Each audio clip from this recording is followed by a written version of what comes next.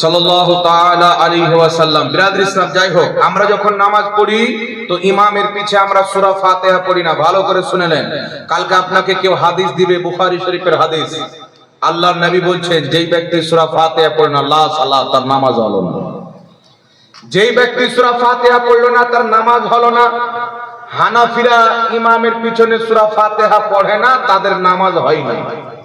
যখন এই হাদিসটা আপনাকে নিয়ে এসে দিবে যে সূরা ফাতিহা পড়লো না তার নামাজ হলো না, তো আপনার মনটা বলবে যে কথা তো ঠিক রে, আমরা তো সূরা ফাতিহা ইমামের পিছে পড়ি না। আপনি পড়তে লাগলেন যে গুনহার কাজ করে ফেললেন। কিন্তু যেই ব্যক্তি সূরা ফাতিহা পড়লো না তার নামাজ হলো না, এখানে এটা আছে যে ইমামের পিছে পড়লো না তার নামাজ হলো না আছে। ইমাম ইবনে কুদামা রাহমাতুল্লাহ আলাইহি আল মুগনি কিতাবে লিখছেন যে কোন একজন ইমাম এই কথা বলেননি যে যারা ইমামের পিছে কিরাত করে না তাদের নামাজ হয় না, কেউ বলেন না। আর ইমাম ইবনে হাজার আসকালানী বুখারী শরীফের শারা ফাতহুল বারীতে লিখছেন যে ইমাম নববী বলেছেন যে এই বিষয়ে উম্মতের ইজমা আছে যে নামাজের মধ্যে তাকবীরে তাহরিমা ছাড়া কোনো জায়গাতে হাত উঠানো ওয়াজিব বা জরুরি নয়, কোন জায়গাতে না। তো আমরা যখন নামাজ পড়ি ইমামের পিছে কিরাত করি না, সূরা ফাতিহা পড়ি না। বুখারীর হাদিস যে সূরা ফাতিহা পড়ে না তার নামাজ হল না, মুসলিমেও আছে, তিরমিজিতেও আছে, আবু দাউদে আছে, অনেক কিতাবে আছে। লামাযহাবী বলে যে সূরা ফাতিহা পড়ে না তার নামাজ হয় না। হানাফিরা ইমামের পিছে সূরা ফাতিহা পড়ে না তার নামাজ হয় না। প্রথম আগে একটা কথা আপনাকে বলে দিই যে ইমামে আজম আবু হানিফা নিজের বাড়ি থেকে কোনো মশলা বলেনি, সমস্ত মশলা তাবেঈ, সাহাবী, নবী মুস্তাফার হাদিস দিয়ে বলেছেন। প্রথমে আল্লাহর কোরআন দেখেছেন, নবীর হাদিস দেখেছেন। যদি না পেয়ে থাকেন তো সাহাবায়ে কেরামের আমল দেখেছেন, না পেয়ে থাকেন তাবেঈদের আমল দেখেছেন। ইব্রাহিম নবী সহ অসংখ্য তাবেঈর কাছ থেকে তিনি শিক্ষা অর্জন করেছেন। সুবহানাল্লাহ বলুন। আর এখানে একটা কথা আপনাকে বলে দিই, আজ অনেক লোক মার্কেটে বেরিয়েছেন, এরা ইমামে আজম আবু হানিফার তাওহীন করে, অপমান করে যে আবু হানিফা 3টা হাদিসের বেশি জানতো না। বলে কি বল না বাবা? বলছে আবু হানিফা মাত্র 3টা হাদিস জানতেন। বলেন তো বাবা, যে আবু হানিফা রাহমাতুল্লাহ আলাইহি আপনার সাহাবীকে নিজের চোখে দেখেছেন, জিনাদেরকে জান্নাতি স্বয়ং রাসূলে পাক বলেছেন, হযরতে আলী রাদিয়াল্লাহু তাআলা আনহু সাহাবীদের মধ্যে এলান করেছেন যে এই নবীর সাহাবী তাবেঈ শুনো, একজন কুফাতে আলিম হবে যার নাম আবু হানিফা, যার কুনিয়াত আবু হানিফা, উপাধি আবু হানিফা হবে। সেই আবু হানিফাকে আল্লাহ এত ইলম দিবে যার মাধ্যমে হাজারো লাখ ব্যক্তি পথভ্রষ্ট হওয়া থেকে বেঁচে যাবে। হযরতে আলী বলেছেন, মানাকিবে ইমামে আবু হানিফা কিতাবে লেখা আছে। তো সাহাবায়ে কেরাম এর ব্যাপারে বলেছেন। আর আল্লাহর নবী কি বলেছেন? তিরমিজি শরীফের হাদিস, রাসূলের কায়নাত সাল্লাল্লাহু আলাইহি ওয়াসাল্লাম বলেছেন, যেই ব্যক্তি আমাকে দেখলো, আমাকে দেখলে ওয়ালাকে দেখলো, তাকে জাহান্নামের আগুন স্পর্শ করতে পারবে না।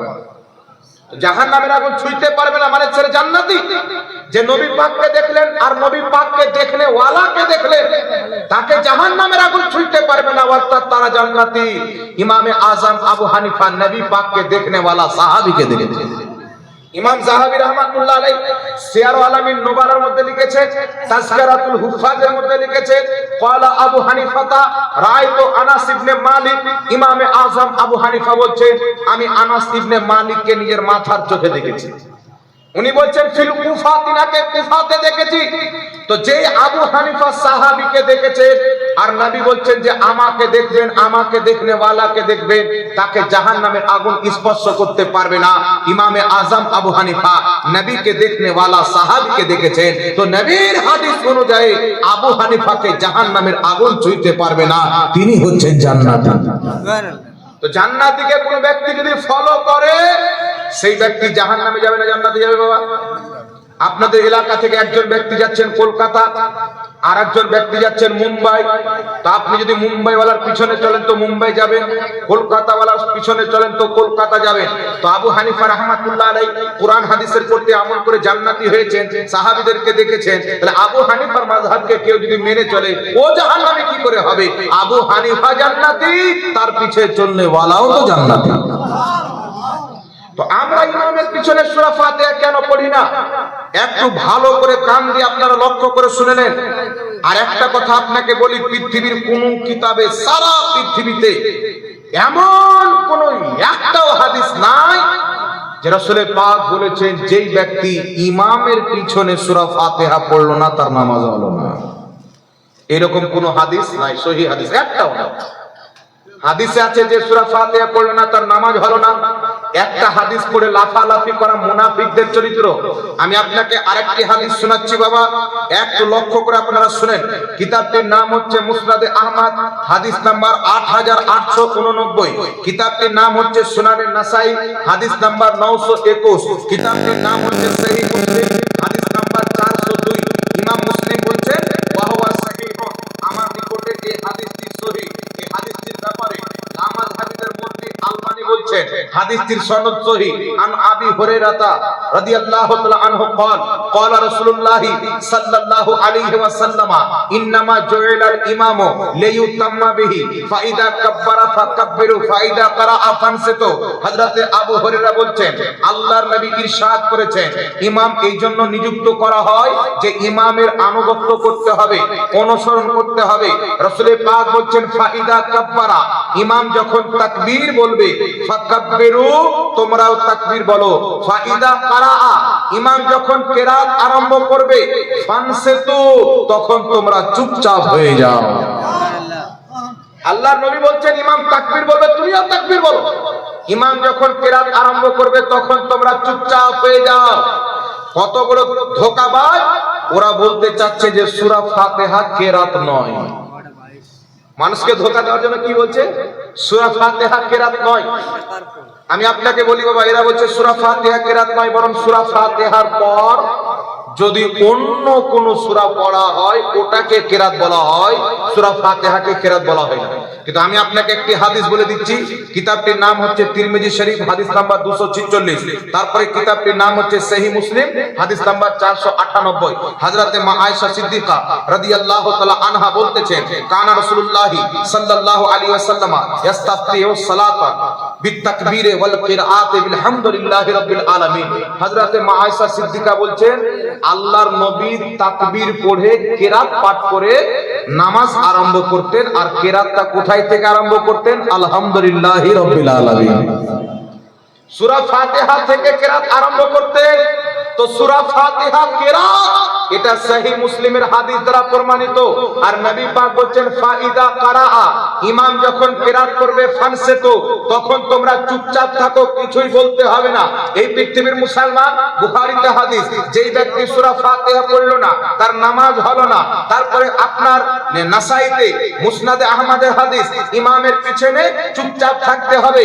আমরা আহলে সুন্নাত ওয়াল জামাত হানাফি মাযহাব মান্যকারী একা একই নামাজ পড়লে সূরা ফাতিহা ছাড়ি না, বুখারীর হাদিসে আমল করি। ইমামের পিছনে নামাজ পড়লে সূরা ফাতিহা পড়ি না, নাসাই শরীফের হাদিসে আমল করি। সুবহানাল্লাহ। তো আমরা তো দুটোই হাদিস মানি, তো সবচাইতে বেশি হাদিস কে মানলো বাবা? আমরাই তো মানলাম।